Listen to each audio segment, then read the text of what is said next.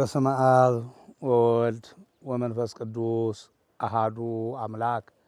ዘለዓለም ሥላሴ። ክቡራን ሊቃውንተ ቤተ ክርስቲያን፣ አይንተ እግዚአብሔር ካህናት፣ አሃው ዲያቆናት፣ እግዚአብሔር ዝፈትወኩም እግዚአብሔርን ትፈቱ ምእመናን ወምእመናት ኣብ ርሑቕን ኣብ ቀረባን ኣብ ገጠርን ኣብ ከተማን ኣብ ውሽጢ ዓድን ኣብ ደገን ዘለኹም ውሉድ ክርስቶስ ኩለኻትኩም ብልዑል እግዚአብሔር ሰላምታ ሰላም እግዚአብሔር ምሳኻትኩም ይኹን። ከመይ ሓዲራትኩም ከመይ ውዒላትኩም ከመይ ኣለኹም? አሜን። ልዑለ ባሕሪ ምስጉነ ባሕሪ ቅዱሰ ባሕሪ ሕያው እግዚአብሔር መዓልትን ለይትን ብርሃንን ጸልማትን ሓጋይን ክረምትን እነፈራረቀ ብርሃናት እንዳመላለሰ አፍላጋት እንዳፍሰሰ ነፋሳት እንዳንፈሰ ዕለት ካብ ዕለት ናብ ዕለት ካብ ወርሒ ናብ ወርሒ ካብ ዓመት ናብ ዓመት እንዳሰጋገረ ናብዛ ናይ ጎይታና ናይ ኣምላኽና ናይ መድሓኒና ናይ ኢየሱስ ክርስቶስ ኣቐዲሙ ናብዚ ዓለም እዚ ከም ዝመጽእ ብነቢያት ዘናገረላ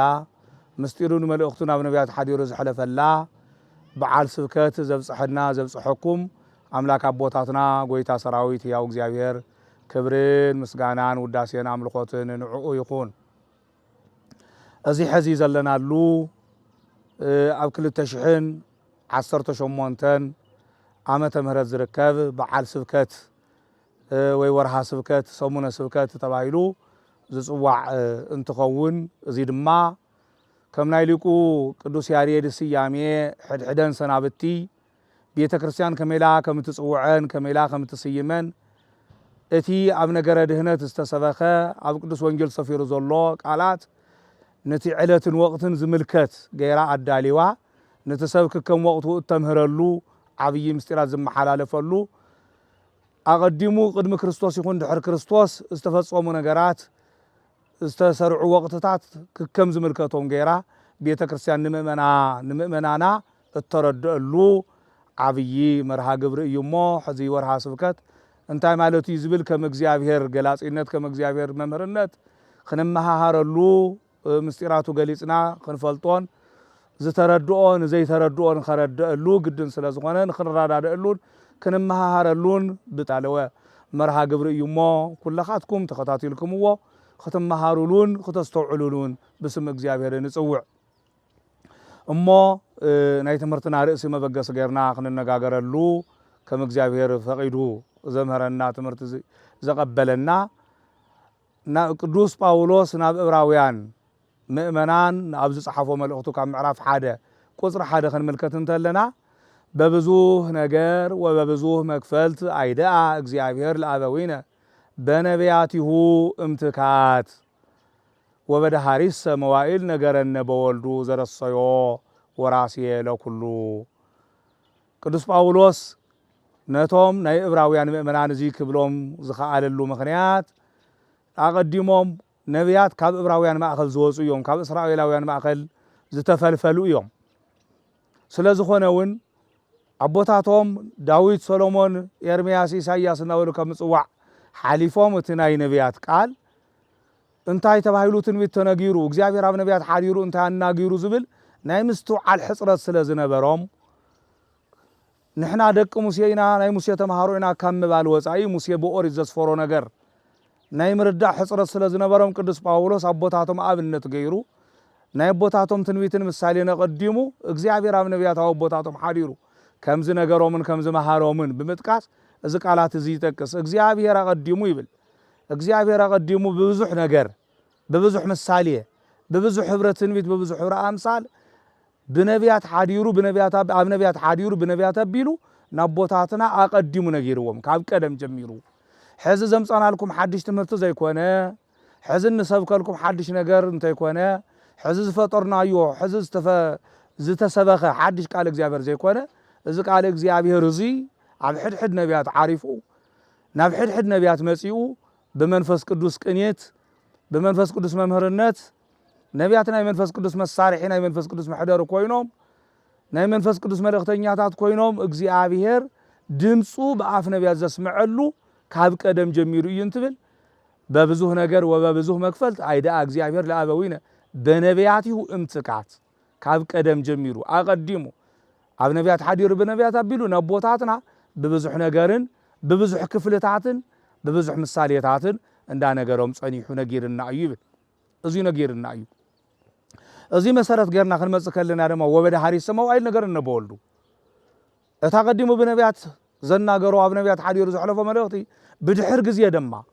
ዘመኑ ምስኣኸለ ዝተቆጸረ ትንቢት ዝተነገረ ትንቢት ዝተቆጸረ ሱባኤ ምስተፈጸመ እቲ ዝተወሃበ ተስፋ ምስኣኸለ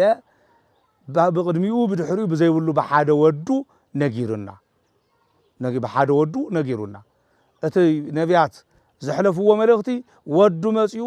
ናይ ትንቢት ፈጻሚ ኮይኑ ነጊሩና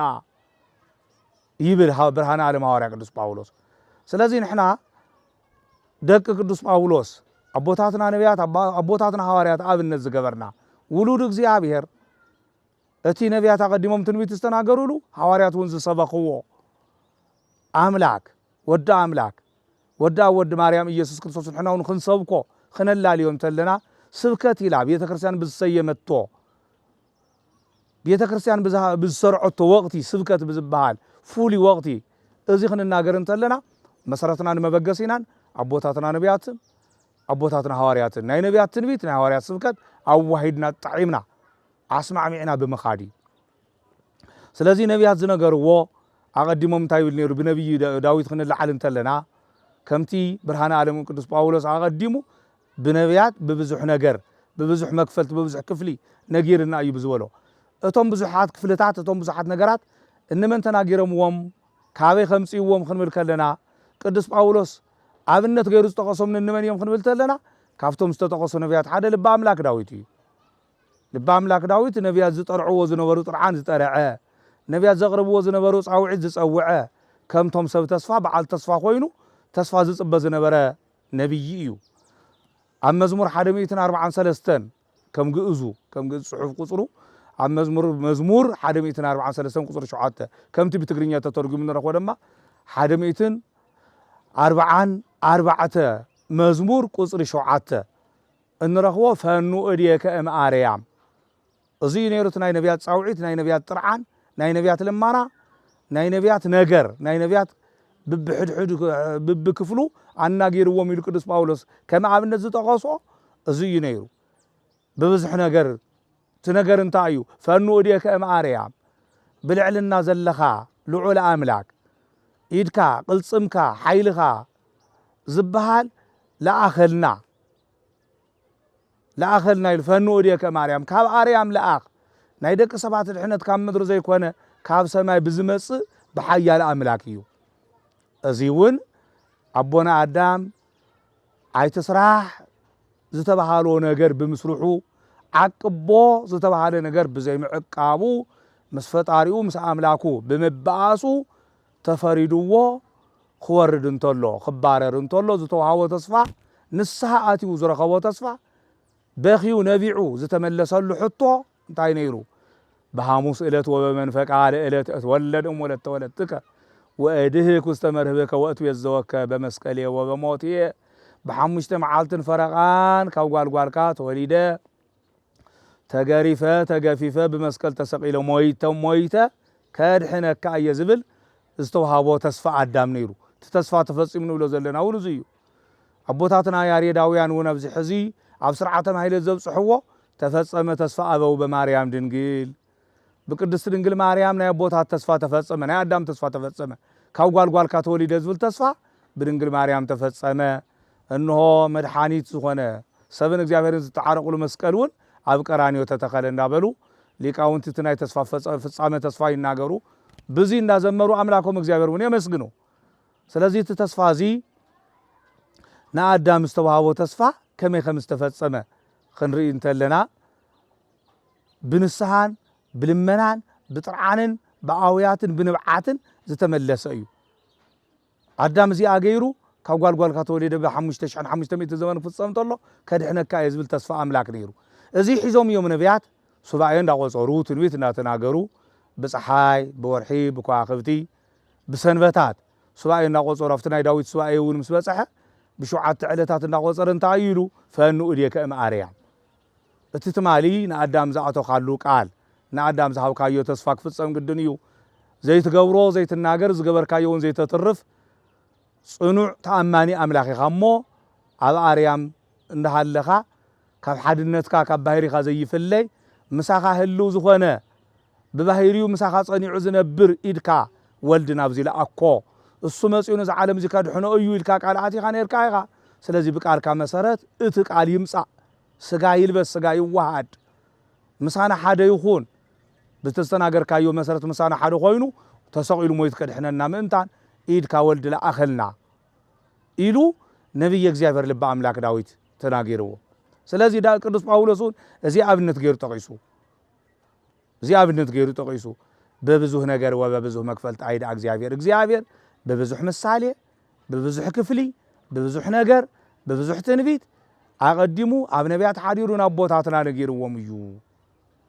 ናቦታትና ዝነገሮም ደማ ዘይገብሮ ነገር ኣይነገሮምን እቲ ዝኣተዎ ተስፋ ክፍጽመሎም ግድን ስለ ዝኾነ እቲ ተስፋውን ተፈጺሙ ብወዱ ነጊርና ብድሕር ግዜ ክመጽየ ክወርድየ ክወለድየ ብዝበሎ ብዝኣተዎ ቃል መሰረት ግዚኡ ምስ ኣኸለ ወዱ መጺኡ ኣብ ገላትያ ምዕራፍ 4 ቁጽር 4 ከለና ቅዱስ ጳውሎስ ታይ ዝብል ወአመ በጽሐ መዋኢለ ዕድሜሁ ፈነወ እግዚአብሔር ወልዶ ወተወልደ እምብእሲት ዘመኑ ምስ ኣኸለ ሰዓቱ ምስ በጽሐ 5500 ዘመን ምስ ተፈጸመ እግዚአብሔር ወዱ ለኣኸሞ ካብ ሰበይቲ እውን ተወለደ ቅድስት ድንግል ማርያም ናይታና መጀመርያ ሔዋን ብጾታት ትመስላ ዳግማዊት ሔዋን እያ ስለዚ ናጾታ ለውጥ ከም ዘየለ ናይታና ቀዳማዊት ሔዋን ዕዳ ክትጠጥፈላ ትኽእል ዳግማዊት ሔዋን ናይቲ ቀዳማይ ኣዳም መተካእታ ኮይኑ እሱ ብዘምጽኦ በደል ናብ ትሩፋት ናብ ጽድቂ ቀይሩ ከድሕነና ዝኽእል ዳግማይ ኣዳም ኢየሱስ ክርስቶስ ስለ ዝኾነ ኢየሱስ ክርስቶስ ዳግማይ ኣዳም ተባሂሉ ይጽዋዕ ወላዲቱ ናይ ተዋሂዶ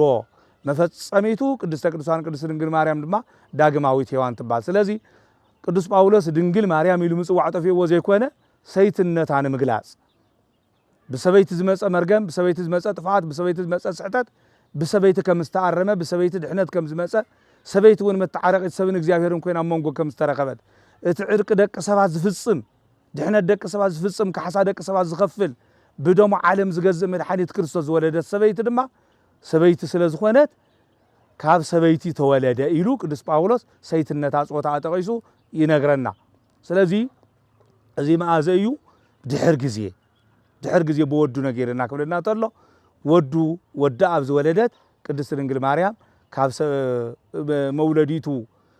መዋሃዲቱ ከነጽር ተሎ ቅዱስ ጳውሎስ ካብ ሰበይቲ ተወለደ ግዚኡ ምስ ኣኸለ በዘይካ ግዚኡ እግዚአብሔር ዝሰርሖ ስራሕ ነገር የለን ኩሉ ብግዚኡ ዝሰርሖ ንሕና ደቂ ሰባት ክንሃፅፅ ተለና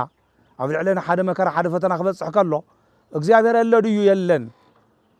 ኣብ ሃላዋት እግዚአብሔር ኣብ ሃልዎት እግዚአብሔር ንጠራጠር ንምንታይ ኣነ መከራ በጽሕኒ እዩ ብሰዓቱ እግዚአብሔር ይለየ እየሞ ካፍቲ መከራይ ስለዚ ያናገፈንስ እግዚአብሔር ኣሎ ድዩ የለን ኢላ ናብዚ ይኾነ ሓደጋ ንጥሕል እግዚአብሔር ሰሎ ሃልዎት እግዚአብሔር ዝፈልጥ ኣይምሮ ከምሳና ኣለዶ ንእግዚአብሔር ጸዊዑ ዘስምዕ ድምፂ ከምሳና ኣለዶ ንእግዚአብሔር እሺ ዘብል መልእኽትን ኣብ እዝኒ እግዚአብሔር ከብጽሕ ዝኽእል ንጹህ ህሊናኸ ኣለናዶ ርእስና እንተይፈተሽና ሃልዎት እግዚአብሔር ፈትሽናስ ናይ እግዚአብሔር ምህላውን ዘይምህላውን ኣብ ንኽንጠራጠር ንገብር ማለት እዩ ናይ ድኽመትና መዐቀዲ ናይ ድኽመትና ናይ ውርደትና ናይ ድንቁርናና ዕሚቕና ዘይምምሃርና ጥበባት ምስጢራት መጻሕፍቲ ዕሪና ዘይምምርማርና ዘይፍልጣጥና ዝገልጽ ዘረድአና እምበር እግዚአብሔር እስካብ ቦቱ ፈቐቕ ኢለ ይፈልጥን እንሆ ቃሉ ከም ዘይቀይር ሓሳቡ ከም ዘይልውጥ ዘይገብሮ ከም ዘይናገር ካብ ነቢያትን ካብ ሐዋርያትን እንወስዶ ትምህርቲ ንዓና እኹልና እዩ እዚ ጥራሕ ኣይኮነን ብኻልኦት ነቢያት እውን ክንርኢ ከለና ከምቲ ቅዱስ ጳውሎስ በነቢያት እዩ እምትካት ኣቐዲሙ ብነቢያት ሓዲሮ እናገርዎ ከም ዝበሎ ናብ ነቢይ ኢሳይያስ ክንከይድ ከለና ነገረ ስጋዊ ብከምዚ ይገልጸልና ትንቢተ ኢሳይያስ ምዕራፍ 63 ካብ ቁጽሪ 1 ጀሚርና ክንርኢ ከለና መኑ ዝንቱ ዘበጽሐ እምኤዶም ዘይለብስ ቀይሃ እምባሶር መካ ብእሲ መካ ሃያሉ ወግሩም በልብሰቱ ይብል በለባብሱ ግሩም በሰላልፉ ሓያል ቅልጾሙ ዘይደክም ዘይስበር صنوع كل نجار كشكم زخيل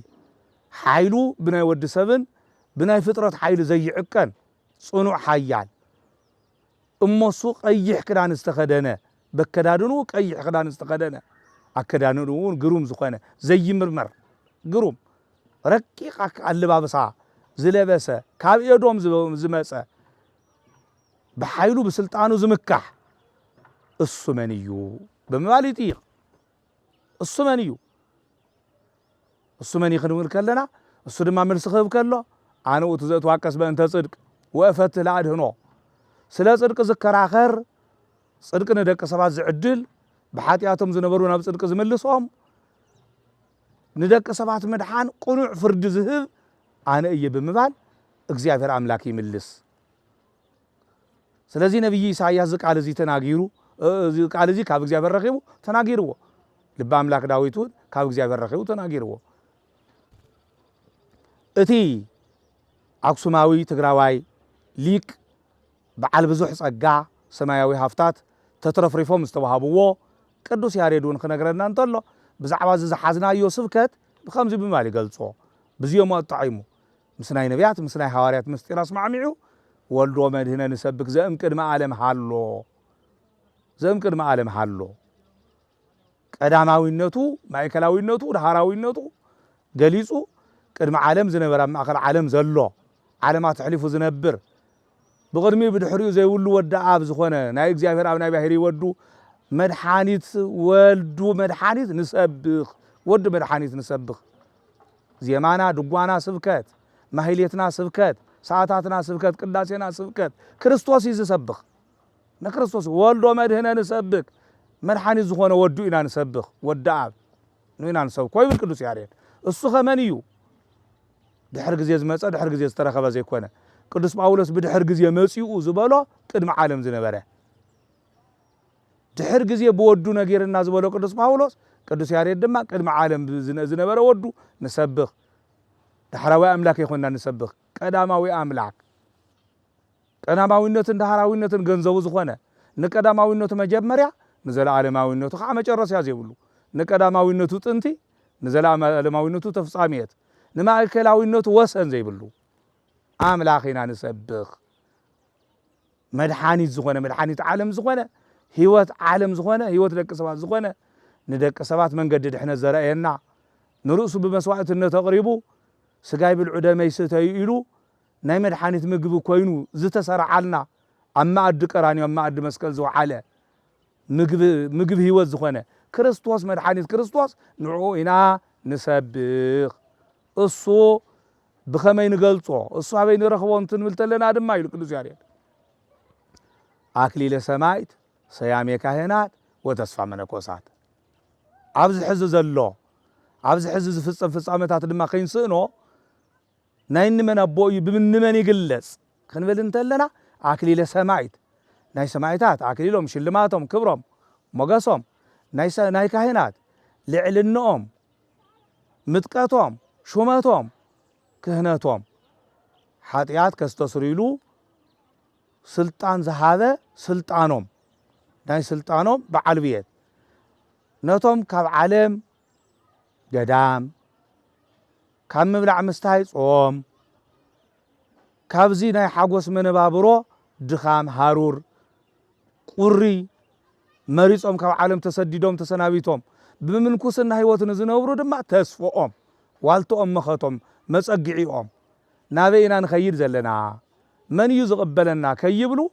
اب قرانيو وعيلو بزهاوم تصفى مسكل مكره مسكلو تشكيمم ددحرينا بقدام زخدو ناي باهيتاويا ناي منكوسات كع تصفوا مسو ولدو مدهنا نسبخهم زويل مدحاني زخونه ودع نعو نسبخ يلو قدوس ياريد بخمس يغلصو بخالي ناي نبيات تنبيت كغلص انتلو ناي نبي إسحاق تنبيت تمليسو عفتي معرف 63 قصر حدا زبلنايو اي وقتو زنتو إسحاق نيبي بالقدوس ياريد مسخاخر غيرو كم تناي قدوس باولوس ناي نبياتن ناي حوارياتن ناي ليقاونتن بمنفس قدوس انا توحدوا بمنفس قدوس انا تسمعوا ناي مستير افلالاي ناي قالات صحتات بزيبلو حدا قانقو حدا دمص خوينم تناغروا اسكي داويت قدم لدته ክርስቶስ ناي حدا شح زمنا قديمو نيرو ኢሳይያስ ቅድሚ ልደተ ክርስቶስ ናይ 800 ዘመና ቀዲሙ ነይሩ ቅዱስ ጳውሎስ ድሕር ልደተ ክርስቶስ 8 ዓመት ጸኒሑ ተስዩ ቅዱስ ያሬድ ድሕር ልደተ ክርስቶስ 500 ዘመን ጸኒሑ ተስዩ እዞም ዘመናት እዚኦም ዘይውስንዎ እግዚአብሔር መንፈስ ቅዱስ ነቶም ዘመናት ዝውስኖም ዓረፍተ ዘመን ዝዓግቶም ሰባት ብምስጢር አራኺቡ ከናገሮም እንተሎ እዚ ዝየይርድኦ ሰብ እንተልዩ ናይ ሰብ ስእሊ የብሉን ናይ ሰብ መልክዕ ናይ ሰብ ቅርጺ ዘይሓዘ አእምሮ ዝዓወረ ዝተደፈነ እዩ እምኡረተ አይን የአኪ ኡረተ ልብ ይብል ሊቁ ካብ ናይ አይን ምዕዋር ናይ አእምሮ ምዕዋር ይትዝኸፈ ዝገደደ እዚ ዘመናት እዚ አቀራሪቡ በሓንቲ ሰዓት በሓንቲ ደቂቃ ከም ዝነበሩ ገይሩ ምስጢራት ገሊጹ ዘምህር መንፈስ ቅዱስ እግዚአብሔር መንፈስ ቅዱስ ናይ መንፈስ ቅዱስ አምላክነትን ጥበብን ዘይምርዳእ እዚ ብኸመይ ትነግሮን ሰብ ስለዚ ካብ ነቢያት እስከ ሊቃውንት ካብ ፍጥረተ ዓለም እስከ ህልፈተ ዓለም በሓደ ሰዓት ከም ዘለው ገይሩ ዘናብብ ዘረዳድእ ብዘመናት ዘይራኸቡ ብሞት بعرفت زمن عقيتهم بموت استوصلوا سباتيهم ስለዚ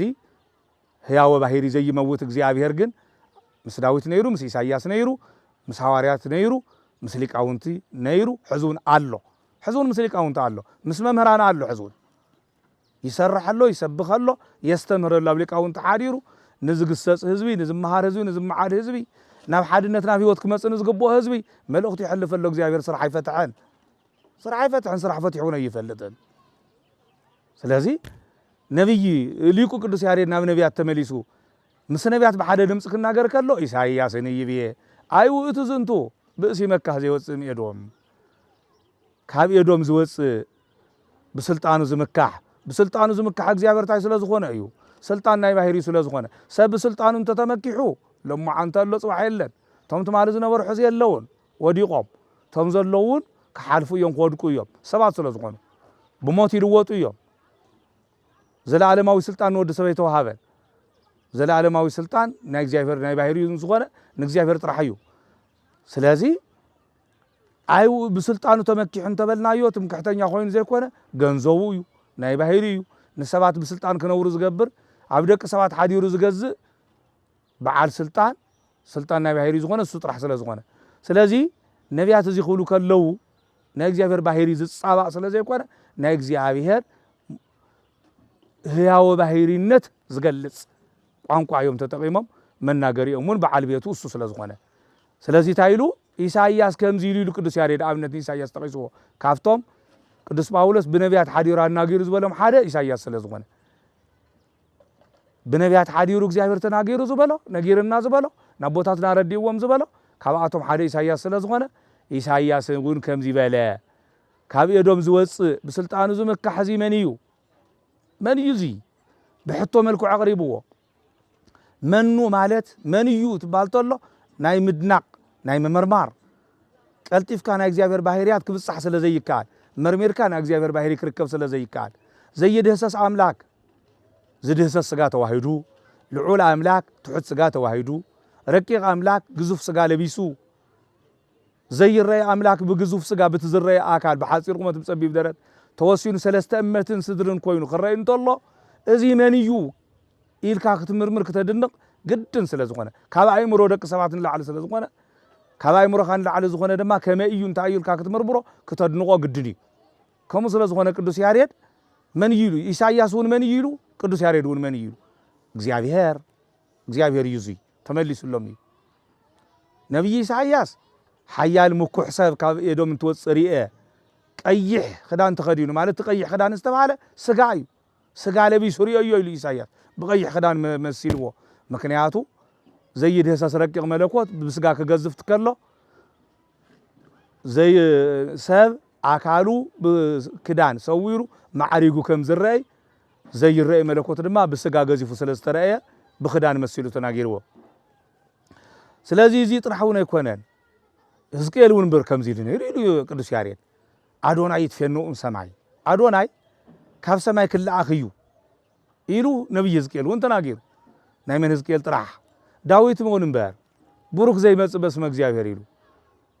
ካብ ጽዮን ዝወጽእ እግዚአብሔር መስኪሩሉ ብስም እግዚአብሔር ኢሉ ዝመጽእ እሱ ቡሩክ እዩ ናይ ባህሪ አምላክ ኢሉ ልዑል ኢሉ ዳዊት እውን ተናጊሩ ስለዚ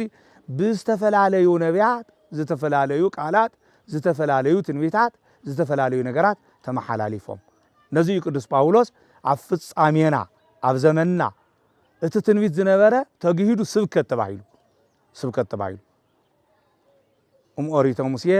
እስከ ነቢያት ሰበኩ ምጽአቶ ንሕነ ነአምን ስብከቶ ኢሉ ቅዱስ ያሬድ ካብ ሙሴ ጀሚሮም ሙሴ ታይሉ በቀዳሚ ገብረ እግዚአብሔር ሰማይ ወምድር በመጀመሪያ እግዚአብሔር ሰማይን ምድርን ፈጠረ ኢሉ ካብዚ ጀመሮ ካብ ኦሪት ጀሚሩ እስከ ነቢያት እስከ ዳዊት እስከ ኢሳይያስ ንእግዚአብሔር ሰቢኾም ናይ ምምጽኡ ነገር ነጊሮምና ኢሉ ንሕና ድማ ስብከቱ ነአምን ጎይታና አምላኽና መድኃኒና ኢየሱስ ክርስቶስ ስጋ አዳም ተዋሂዱ ብስጋ ሰብ ተገሊጹ ርኢናዮ ኢና እሞ ንሕና ድማ ምምጽኡ ነአምን ሳቶም ክመጽኡ ኢሎም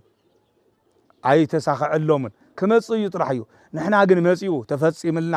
ተግሂድልና ተሳኺዕልና ርኢናዮ ዳሲስናዮ ናይ ድሕነቱ ተጠቀምት ኮይና ነዚ ቅዱስ ጳውሎስ ባቀዲም ብነቢያት ዝተነገረ ባአና ተፈጺሙ ብወዱ ነጊርና እዩ ብወዱ ነጊርና እዚ ብወዱ ዝነገረና ስብከት ኢና ንሰብኽ ዘለና ሓዚ እቲ ባሕሪና ተዋሂዱ ካብ ክልተ ኣካል ሓደ ኣካል ካብ ክልተ ባሕሪ ሓደ ባሕሪ ኮይኑ ዘምህረና ወዱ ኢና ንሰብኽ ዘለና ካልእ ሰበኽናን እቶም እናኽብሮም ቅዱሳን እቶም እናኽብሮም ሰማዕታት ንዑ እንዳሰበኹ ዝተቀደሱ ንዑ እንዳሰበኹ ደመም ዘፍሰሱ እዮም እቶም ሰማዕታትን ጻድቃንን ኢልና እናኽብሮም ኣቦታትና ክርስቶስ ክሰብኩ ደመም ዘፍሰሱ እዮም ሰማዕታት እንብሎም እሱ ናይ ድሕነት ደሞ ፍሲስልና እዩ እሱ ብትህያው ደሙ ገዚእና እዩ ንሕና ድማ ብምስክርነቱ ቃሉ እናሰበኽና ክንመውት ኢና ኢሎም ደሞም ዘፍሰሱ እዮም ንቅዱስ ጳውሎስ ካብቶም ሰማዕታት ሓደ ቅዱስ ጳውሎስ ዘይኮነን እዩ ካብቶም ሰማዕታት ሓደ ቅዱስ ጴጥሮስ ዘይኮነን እዩ ሰማዕታት ምባል ካልኦት ሓደሽቲ ፍጥረታት ድዮም ዓሰር ክርስቶስ ተኸቲሎም ትምህርቲ ክርስቶስ ተሸኪሞም መከራ መስቀሉ ጾይሮ ናብ ዓለም ስቃይ ዝኣተው ናብ ዓለም ስቃይ ኣትዮም መከራ ተቐቢሎም ንፈጣሪኦም ንክርስቶስ ዝመሰሉ እዮም ስለዚ ንሕና ግን ንሰብኮ ዘለና ናይዚኦም ኣምላኽ ናይ ሰማዕታት ኣክሊል ናይ ካህናት ሹመት ናይ መነኮሳት ተስፋ ናይ ምእመናን በኹሪ ናይ ምእመናን ክብሪ ናይ ሊቃውንቲ ምስጢር ናይ መምህራን ጸጋ ዝኾነ ክርስቶስ ኢና ንሰብኮ ዘለና እቶም ኣብዚ ዘመነ ስብከት እዚ ኣብዛ ጽባሕ ንጅምራ ስብከት ብናይ ቤተ ክርስቲያንና ስርዓት ካብ ታሕሳስ 7 እስካብ ታሕሳስ 13 እናተመላለሰ ዝውዕል እዩ ሕዚ ኣብዚ ውሽጢ እዚ ኣብ ዘሎ ጽባሕ ዕለት 12 ታሕሳስ ዝኣቱ እንቕበሎ ዘለና ስብከት ኢልና ተባሂሉ ዝተሰየመ ናይ ቤተ ክርስቲያንና ናይ ሓድሽ ኪዳን መግለፂ ዝኾነ ዓብይ ትርጉም ዓብይ ምስጢር ዘለዎ እዩ ኣብዚ እቲ ብቅድም ብነቢያት ዝተነገረ ትንቢታት ዝተፈጺሙስ ብሐዋርያት ዝተሰበኸ ኣብ ሓድሽ ኪዳን ዘሎ ዓብይ ምስጢር ካብ 7 ኪዳናት ሓደ ዝኾነ ኣብ ትምህርተ ወኣት ቤተ ክርስቲያን እትዝምረሉ ትጽልየሉ ኣብ ስብከት ኣብ ኖላዊ ኣብ ጥምቀት ትምህርተ ወኣት ዝበሃል ካብቶም 7 ኪዳናት ሓደ እዩ ብዜማ ንቅዱስ ያሬድ ዝተዋሃቦ ጸጋ ሊቃውንት ኣቦታትና ዘዚምዎ ኣብዚ ጽባሕ ዝበሃል እንታይ ኢልና ዘውእቱ ኣምላክ ዘበኣማን ዘበነቢያት ኣቅደመ ተአውቆ ወበሐዋርያት ተሰብከ ወእመላእክት ተአኩተ ወእምሃበ ኩሉ ተሰብሃ ይብል እዚ ኣቀዲሙ ብነቢያት ዝተነገረ ብሐዋርያት እውን ዝተሰበኸ ብናይ ነቢያት ትንቢት ኣቀዲሙ ዝተፈለጠ ዝተገለጸ ብሐዋርያት ብስብከት በአገልግሎት ብተልእኮ ዝተገሃደ ዝተገለጸ ዝተአወጀ ብኩሉ ዝተመስገነ እሱ ናይ ባሕሪ ኣምላክ እዩ ዘውእቱ ኣምላክ ዘበኣማን ምትሃት ውላጥየ ህድረት ቡአድየ ተውሳኺ ዘይኮነ እነ ጳውሎስ ሳምሳጢ እነ ማኒዋልጦስ እነ አርጌኒስ እነ መርቅያን እነ አርዮስ ወልድ ፍጡር ዝበሉ እቶም ናይ ክሕደት ምንጭታት ዝኾኑ መናፍቃን ከም ዝበልዎ ዘይኮነ ኣቀዲሙ ብነቢያት ዝተፈለጠ ዝተነገረ ብነቢያት ከም ተዓንተዎ ዝበልናዮ ብኒ ዳዊት ብኒ ኢሳይያስ ብኒ ኤርምያስ ብኒ ሕዝቅኤል ብኒ ዳንኤል ብኩሎም ነቢያት ብዓበይቲ ነቢያትን ብደቂቀ ነቢያትን ብኦሪት ሙሴ ዝተነገረ እሞሱ ሰዓቱ ምስ ኣኸለ ግዚኡ ምስ በጽሐ ካብ ሰበይቲ ተወሊዱ ብሐዋርያት ዝተሰበኸ بليقاونت استترجمه بسماعيتات مسكرنتو أملاكنتو استرجاجصلو زتعوجلو بنحز زلو ممهرانن كاهناتن مؤمنانن እንዳተመለኸ ዘሎ እሱ ናይ ባህሪ አምላክ እዩ እሱ ብምባል ሊቃውንት አቦታትና ብዜማ ይሰብክዎ ብጸናጽል ብኸበሮ ይሰብክዎ ጥራሕ ኣብዚ ሰማዒ እዝነ ልቦና የድሊ እዝነ ልቦና ዘለዎ ይስማዕ ያስተውዕል ይረዳእ ጎይታና አምላክና መድኃኒና ኢየሱስ ክርስቶስ ንስመ ጸዋውዑ ክብሪ ምስጋና ይብጽሐዮሞ ዘቦ እዝነ ሰሚዓ ለይስማዕ እቲ ዝመሃር ዘሎ ትምህርቲ እቲ ዝሓልፍ ዘሎ ቃላት እቲ ዝስበኽ ዘሎ ስብከት ዘስተውዕል እዝኒ ዘለዎ ይስማዕ የስተውዕል ይረዳእ ቤተ ክርስቲያን ምስጢር ጎዲልዋ መጻሕፍቲ ውሒድዋ መምህራን ስኢና መተርጉማን ሊቃውንቲ ሓጺሮምዋ ኣይትፈልጥን ዘስተውዕል ዝሰምዕ እዝነ ልቡና ዘለዎ ሰብ ግን ይውሕዳ ሕዚ ካብ ቤተ ክርስቲያን ኣፈንጊጡ ዝወፀ ንቤተ ክርስቲያን ንክርስቶስ ንወልድ ከም ዘይትሰብኮ ናይ ክርስቶስ ወልድ ኣምላክነት ከም ዘይትፈልጥ ከም ዘይተፍልጥ ገይሩ ዝወስድ ብዙሕ ወገን ኣሎ ኣይኮነን ስብከት ኢላ እትሰብኽ ስብከት ኢላ እትቕልድ ስብከት ኢላ እተጭበርብር ስብከት ኢላ ሰይማ ዘይትሰርሖ ስብከት ዘይተናገረቶ ስብከት የለን ትስብከት እዙ እዩ ካብ መጀመሪያው ጀሚሩ እስካብ መጨረሲኡ እዙ እዩ ወልዶ መድህነ ንሰብክ እያ ትብል ተወልደ መድህን ክብረ ቅዱሳን አብ ወእም ዘይከውን ነቢያት ቀደሙ አእምሮ ሐዋርያት ተለው አሰሮ ናይ ቅዱሳን ክብሪ ዝኾነ መድኃኒት ወልድ ተወለደ እሱ ንዓለም ሁሉን አቦን አዶን ዝኾነ እዩ ስጉ ቆሪሱ ደሞ ፍሲሱ ብልዑ ስተዩ ከመዶ ብልዑ ስተዩ ዝብል ከመቦ ርስት ከውርስ ዝተዳለወ አቦን አዶን ከመቦ ርስተ መንግስተ ሰማያት ከካፍል ዝተዳለወ ርስተ መንግስተ ሰማያት ከዕድል ርስት ዘመቻቸወ ከመዶ ድማ ዝብላዕ ዝስተይ ዘቅረበ ነዚ ነቢያት ቀደም አእምሮ ነቢያት በምልክት بتنوي تقدمه حواريات دم أسر تقتيلمه يبلمه مدحاني نوؤتو أزيد ما من يمثلكم سو مدحانينا يسوع كريستوس يو سرعة سنوات بقالو سجوا سلام لكل بقالو سنوات سرعة عرفت سرعة إلى تسفكت إلى تبرهان إلى تونولاوي قالوا تون سنابت تسريعو بزن سنابت تزين جزيفر كنا ملخ نجوا خنا قدس كنا مهار قالوا خنسمع وانجلو خنسبخ بوانجلو خنسبخ وصينا دما منفساوي سرحات كناون سنبت سرعة نخلو دما سلام عدلة عبهوك الزنبرة هزبي ناب سلام عب تفعات زنبرة هزبي ناب دحنات عورد الزنبرة هزبي ناب خبرز السقاقرة السو مدحانين أيوب بمبال ليكو قدوس ياريد كاب نبياتن كاب حوارياتن بوتاتو تقبلو بززي مازي سبيكو كاب عبراخ ياريد بسقا منفس قدوس تولدو ليكاونتر مازي سبكو ولو وانجيل ماهيليت مخانو ماهيليت وانجيل مخانو بلوي كيدان كاب اوريت اسكع نبيات زلو ماهيليت مخانو ماهيليت دما اوريتن تنبيتن مصحفته بلوين مخانو ماهيليت نايليك اونت مستير مخانو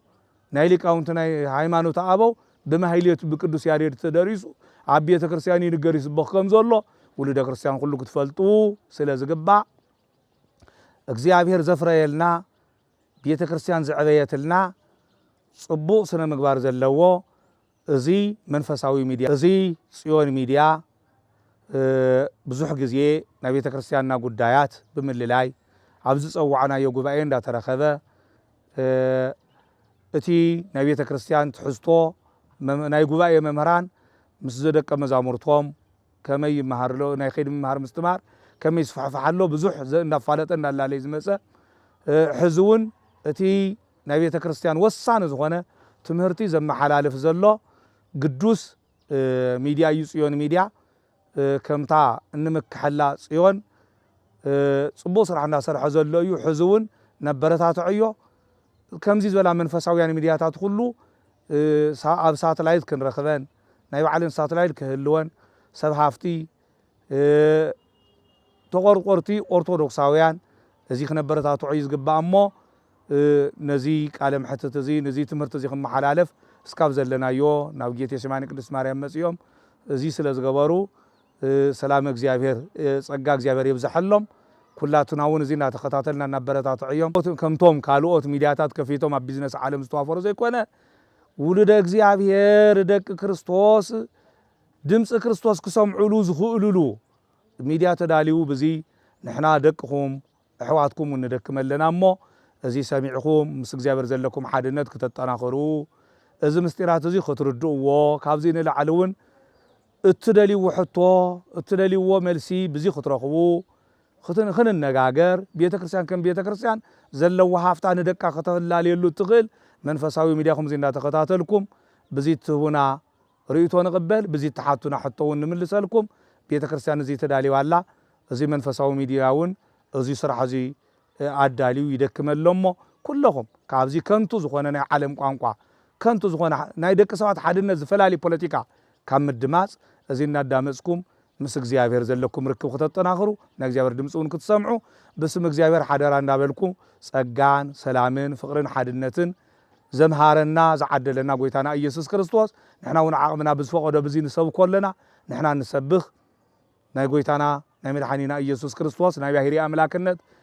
ቅድም እንትብል ቅድሚ ዓለም ካብ ኣብ ምውላዱ ድሕሪ ዓለም ካብ ቅድስት ድንግል ማርያም ተወሊዱ ተሰቒሉ ሞይቱ ዘድሐነና እንሆ ባቦታትና በሐዋርያት ተሰቢኹ መንነቱ ዘላለየና ንሕና እውን ከም ዓቕምና ንሰብኮ ዘለና ሃልወቱ ኣምልኮቱ ካብ ኣእምሮና ዘይፍለይ ጎይታና መድሓኒና መድሓኒት ክርስቶስ እዩ እሞ እንሆ ስሙ ፀዊዕና ብኣምልኮቱ ጸኒዕና ብፍቓዱ ንተመላሊስና ትእዛዙ ሓልዩና ብወንጌሉ ተገዚእና ክንነብር ዘይሓልፍ ዘይሰዓር መንግስቱ ዘይሓልፍ ርስቱ ከውርሰና ቅዱስ ፍቓዱ ክኾነልና ጽቡቕ በዓለ ስብከት በረከትን ጸጋን ዘለዎ በዓለ ስብከት ክኾነልኩም ሰናይ ተምኒተይ ብእግዚአብሔር መንፈስ ቅዱስ እናመሓላለፍኩ እዚ ሰሚዕኹም ኣእምሮኹም ከተስተኻኽሉ ብስም እግዚአብሔር ሓደራ እንዳበልኩ ሰላምን ጸጋን ፍቕርን ሓድነትን ኣብ ውሽጥን ኣብ ደገን ንዘሎ ብክርስቶስ ንዘምልኽ ህዝቢ ኩሉ ይኹን ይብፅሓዮ ሰላም እግዚአብሔር ምስ ኩላትኩም ይኹን ወስብሐት ለእግዚአብሔር